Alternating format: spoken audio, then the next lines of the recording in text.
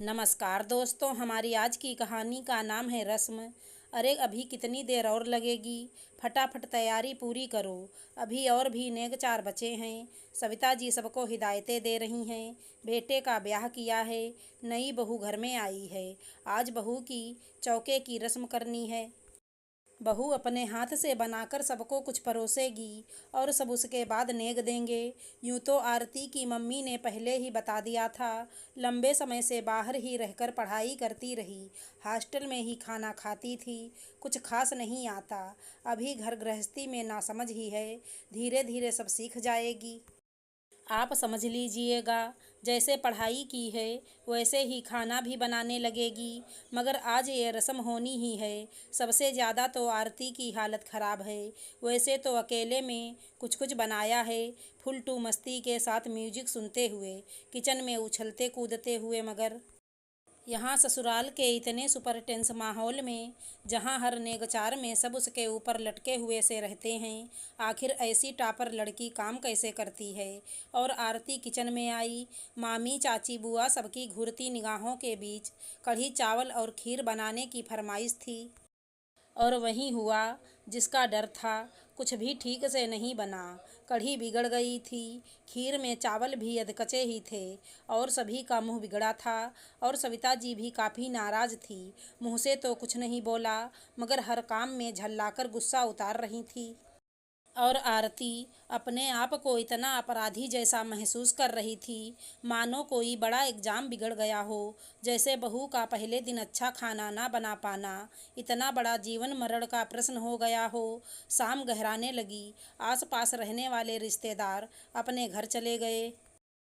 घर में बचे कुछ और भी बाहर टहलने चले गए। आरती के पति विक्रम का भी कहीं अता पता नहीं था। और सविता जी, वो तो पूरे गुस्से में अपने कमरे में लेटी थी, कह रही थी बहुत थक गई हैं, किसी से बात करने की इच्छा नहीं है। मगर पता है उनका मूड इतना ख़राब क्यों है? पापा जी बाहर के कमरे में लेटे हैं। आरती कमरे से बाहर आई, हिम्मत करके पापा जी के पास गई। उसने सोचा आज तो चौके की रस्म हो गई है, अतः अब किचन में जा सकते हैं। एक गिलास में दूध गर्म करके पापा जी के पास पहुंची। सोचा पापा सुबह से थके हैं। अरे ये क्या, आवाज़ देने पर पापा कुछ बोल क्यों नहीं रहे? आरती ने पापा को देखा तो बगैर समय गवाए भाग कर बाहर गई।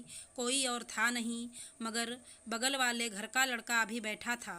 आरती ने उसकी मदद से पापा जी को गाड़ी में लिटाया, भाग कर मम्मी जी को बताया, और आनन फानन में हॉस्पिटल पहुंच गए। सविता जी के हाथ पैर ढीले पड़ रहे थे, मगर आरती पूरी मुस्तैदी से भाग दौड़ कर रही थी।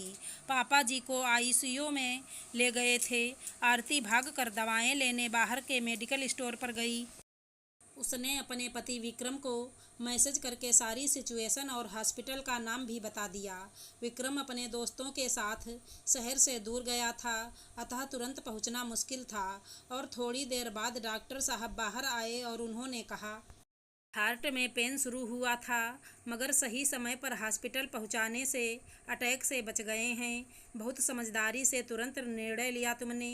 अब विक्रम और सारे रिश्तेदार भी एक एक करके हॉस्पिटल पहुंच गए थे। सब अपराधी की तरह आरती के सामने खड़े थे। आखिर दिन में सबने ये कहने में कोई कोर कसर नहीं छोड़ी थी, क्या आता है बहू को? पापा जी ने आंखें खोली और आरती के सिर पर स्नेह से हाथ रखते हुए कहा, बस ऐसी गुड़ी बहू चाहिए थी, बाकी चीज़ें तो वक्त के साथ आ ही जाएंगी। मगर जो जिम्मेदारी और सूझबूझ तुमने दिखाई वो अनमोल है। सविता जी भी सबसे प्रशंसा से कह रही थी। आज आरती ने ना समझा होता तो पता नहीं क्या होता। पापा जी सकुशल थे। चौके की सबसे बड़ी रस्म अदा हो गई थी। आशा करती हूँ हमारी कहानी अच्छी लगी होगी। धन्यवाद दोस्तों।